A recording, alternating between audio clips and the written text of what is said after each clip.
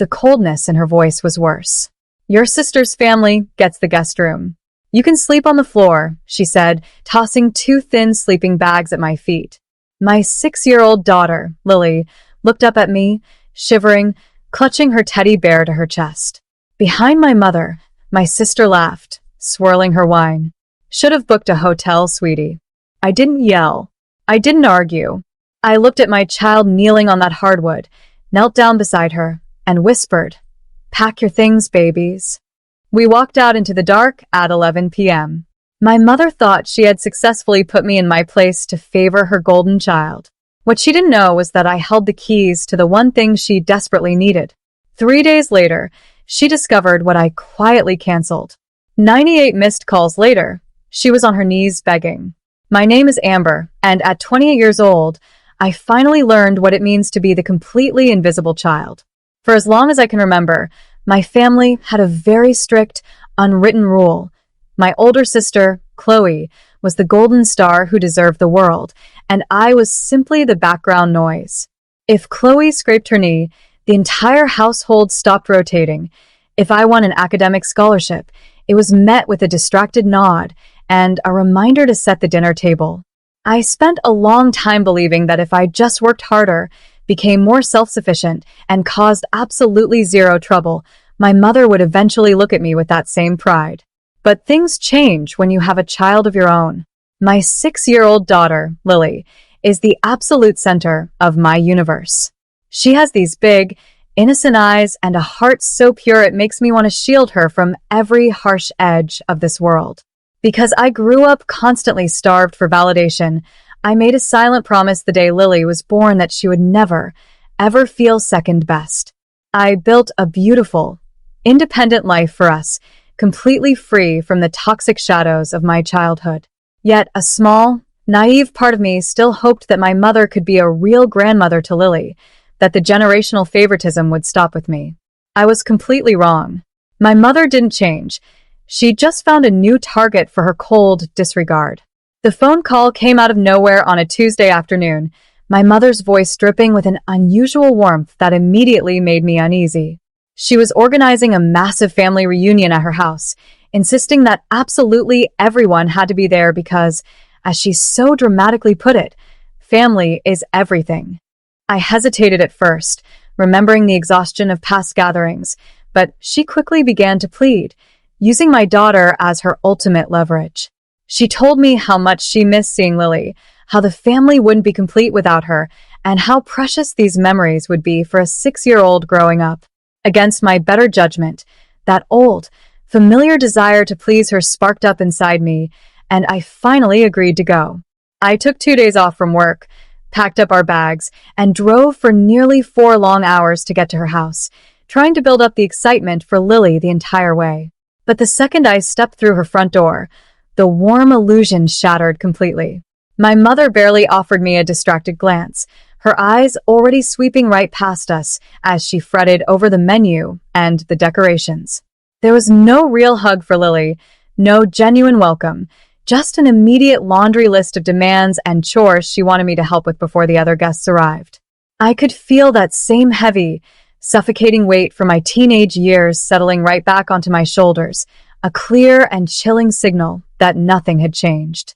The atmosphere in the house shifted instantly when Chloe, her husband, and their 2 kids walked through the door. My mother transformed, her previously cold demeanor replaced by a beaming, performative adoration. It was like watching a switch flip. Suddenly, the guest room, the one I had been told was for Lily and me, was no longer available. "Chloe, darling, take the guest room.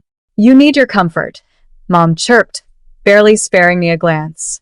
I felt my stomach drop, but I tried to keep my voice steady. "Mom, we talked about this. You knew we were coming." She didn't even apologize. Instead, she walked to the hall closet, grabbed 2 thin, dusty sleeping bags, and tossed them at my feet like she was discarding trash. "Your sister's family gets the guest room. You can sleep on the floor," she declared, her tone completely dismissive. I looked down. My 6-year-old daughter, Lily, knelt on the freezing hardwood, clutching her teddy bear, looking up at me with confusion and hurt in her wide eyes. It was a scene straight out of a nightmare, and I realized then exactly how little we mattered. Chloe, standing nearby with a glass of wine, didn't show an ounce of guilt. She actually laughed, swirling her drink smugly. "Should have booked a hotel, sweetie," she sneered. That was the moment. The final thread holding my patience together snapped. I didn't yell. I didn't fight. I just knelt down beside my daughter, whispered, "Pack your things, babies," and prepared to leave. The heavy front door clicked shut behind us, cutting off the warmth of the house as we stepped out into the dark at exactly 11 p.m. Lily didn't say a word, her small hand griping mine tightly as the chilly night air hit us, but I could feel her confusion radiating through the silence. I managed to secure a room at a quiet hotel a few miles down the road, and the moment we walked into that warm space, the tight knot in my chest finally began to loosen. I tucked Lily into a large, plush bed, kissing her forehead and watching her eyelids flutter shut as she finally drifted off into a safe, comfortable sleep. Once her breathing steadied, I sat down in the armchair by the window, the glow of the city's streetlights spilling across the room, and I felt a wave of absolute clarity wash over me. I wasn't angry anymore. Instead, a cold, unyielding determination took its place. I pulled my phone out of my purse and stared at the screen, opening a private banking and legal portal I hadn't looked at in weeks. My mother and Chloe truly believed they had successfully put me in my place, treating me like a disposable nuisance because they assumed I was still that same desperate girl begging for their approval. They had absolutely no idea about the massive, life-changing logistical and financial arrangement I had quietly set up and fully funded entirely on my own to secure my mother's upcoming future. My fingers didn't shake as I navigated to the final authorization page, stared at the confirmation text, and firmly tapped the button that said cancel. The next morning, the sun broke through the hotel curtains, casting a warm glow over Lily as she slept peacefully. When I checked my phone, I saw a couple of brief, dismissive text messages from my mother, casually asking why I had dramafully run off in the middle of the night. She clearly expected me to send back a long, tearful paragraph explaining myself, but I chose absolute silence instead. I swiped the notifications away and fully blocked her out, completely determined to salvage the weekend for my daughter. For 3 glorious days, I kept my phone on Do Not Disturb and focused entirely on making Lily smile. We visited a local aquarium, ate pancakes for dinner, and laughed until our stomachs hurt in that warm hotel room. I watched her eyes light up with pure joy, completely untainted by the toxic rejection she had faced just a few nights prior. It was a beautiful, peaceful bubble of our own making, but beneath my calm exterior, I knew a massive storm was gathering. The digital cancellation I had submitted on Friday night wasn't instantaneous. It required a standard 72-hour processing window before the final system update would take effect. As I played dolls with Lily on the bed, enjoying the quiet before the chaos, I knew the clock was ticking down. Monday morning was fast approaching, and when that cancellation notice finally processed, my mother's carefully constructed world was going to come crashing down around her. On Monday morning, the 72-hour processing window closed, and the cancellation notice officially hit my mother's account. I turned my phone off Do Not Disturb, and within seconds, it began to violently explode with notifications. The screen was a blur of incoming calls, FaceTime requests, and frantic text messages.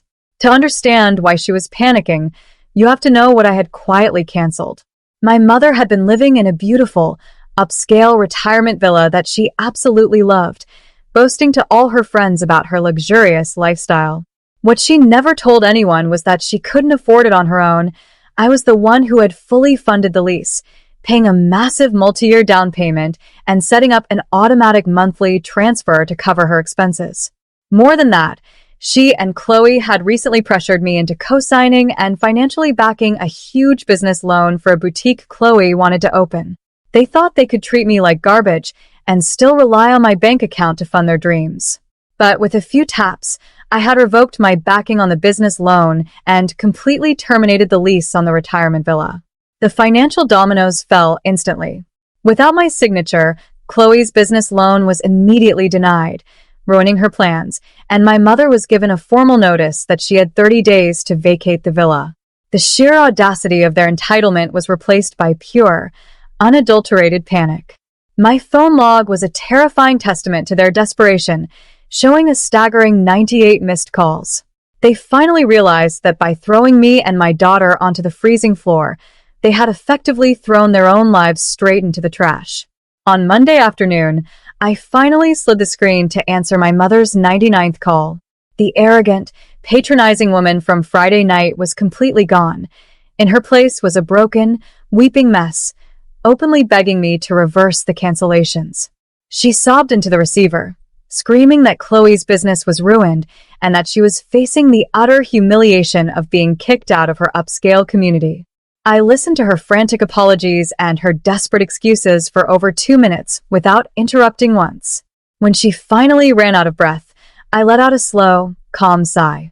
I told her very clearly that since she believed my 6-year-old daughter and I belonged on a freezing floor, my hard-earned money belonged safely in my own pocket. I hung up the phone, blocked every single one of their numbers permanently, and walked away into a beautiful, peaceful new beginning. Today, Lily and I live an incredibly happy, secure life, completely free from their toxic shadows. Now, I am deeply curious about all of you who have followed my story until the very end. What would you have done if you were standing in my shoes that night? Would you have walked out at 11 p.m.? Or would you and the city you are watching from so I can see how far my story has reached? Thank you so much for